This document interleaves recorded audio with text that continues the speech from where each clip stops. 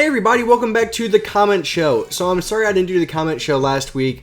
I just got really busy all of a sudden, so I'm sorry I couldn't get that video out to you guys. So we're going to make it up by doing it this week. So yes, we're back.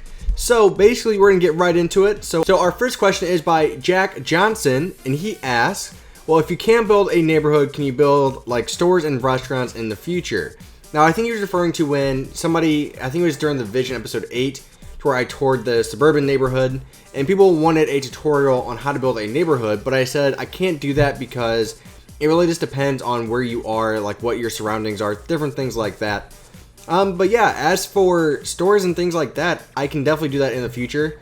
I've looked into making a Taco Bell, a couple other, restaurants and things like that in the past, which I'm going to try to remake and make them look a little bit better and up to my new style of building.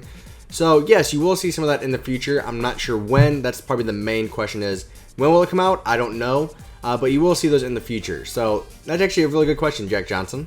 The Awesome Fish 10 says, can you please do a tutorial on a football stadium, American football that is, because you already did a soccer/football stadium. As for a stadium, I might do one in the future, but again, I'm not too sure about that. A lot of people have still been asking me to kind of finish up that stadium that I started a very long time ago. The only problem with that is it's been so long, it's out of date at this point. As for a actual stadium, maybe, because every stadium is really different. So it's really hard to make a stadium and try to keep it in, 10 parts or less. So I might do that, but I wouldn't get your hopes up for that anytime soon. So I'm sorry if that kind of doesn't answer your question. Hopefully it does, but like I said, you're probably not going to see that for a while, just FYI. So Harper Hill says, do you like doing YouTube? Actually, I don't just like it, I love it. It's mainly because it's something I enjoy doing. I've gotten more comfortable with myself over the past couple years, because before I couldn't even stand hearing my own voice in my videos. Now it's gotten to the point to where I don't really mind it too much. I used to hide being a YouTuber a little bit from my friends. As of now, it's more of a hobby that I just really enjoy doing. So yes, I love doing it. It's great to see the great reaction that you guys give me and the positive feedback that you guys give me as well. So I actually love doing it. It's just a fun thing to do. Not too many people get the opportunity to do this. So I really appreciate all your guys' help getting me to 250,000 subscribers. It's absolutely amazing. So thank you to every single one of you to actually watching my videos. I really appreciate it. And I honestly mean that. I'm not just saying that. So thank you all very much. So Alex Dunlap says, dude, can you please make Skyblock a lot longer?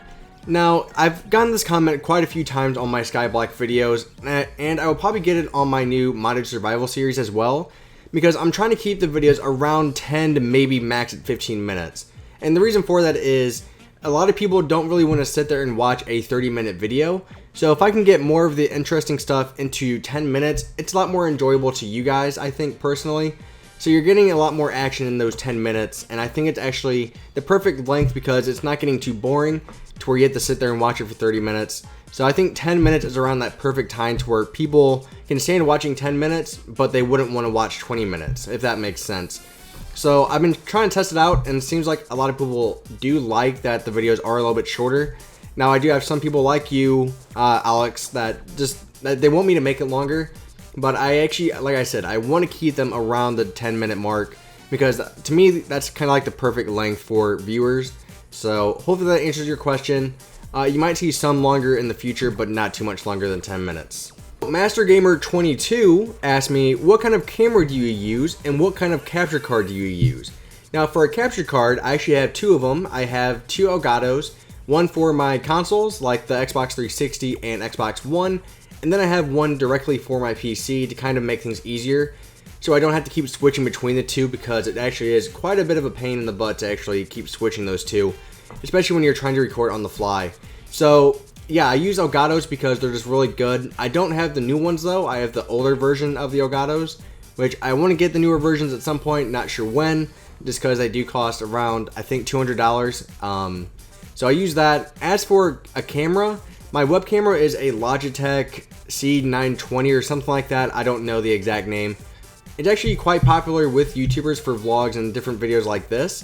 I've seen it quite a bit in channels I watch like Rooster Teeth and Funhouse. I see this exact same camera a lot. So if you want to look it up, it's their most popular one. It's kind of like more rectangle shape, so it's pretty long, but it's not very tall. So I think it's like the C920, something like that. So hopefully that answers your question.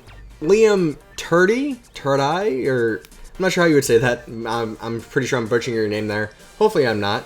So he asked, or she asked, when you started YouTube, what did you plan to record?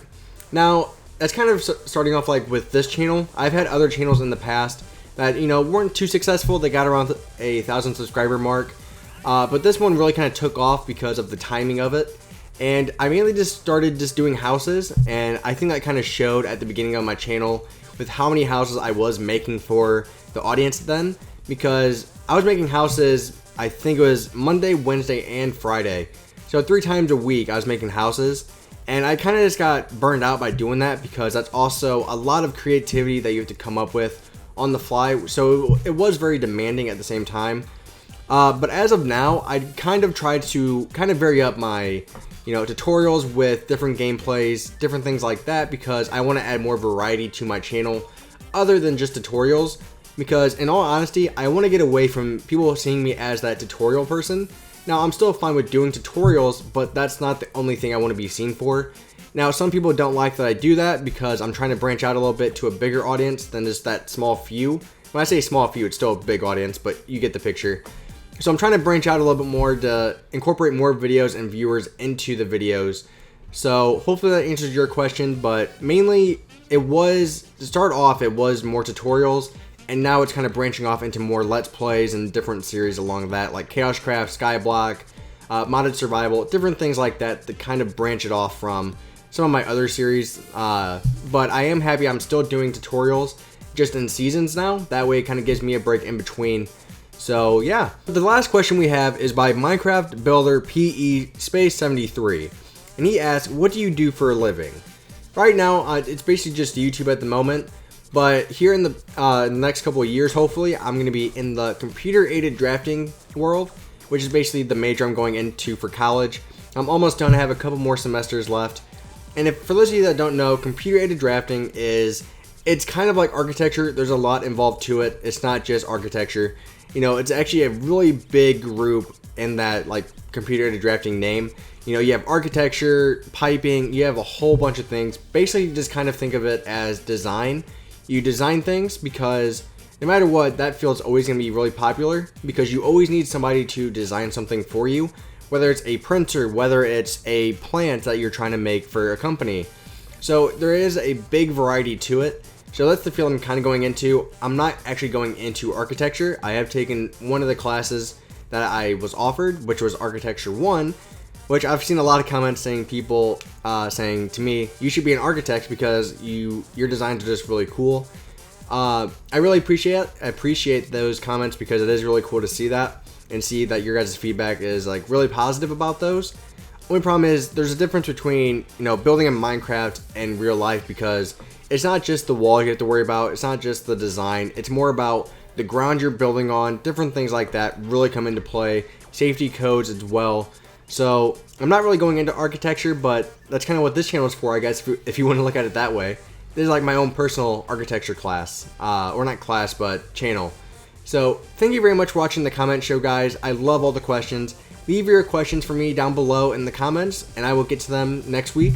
So thank you very much for all watching. I greatly appreciate it, as always. So I will see you guys next week. Bye-bye.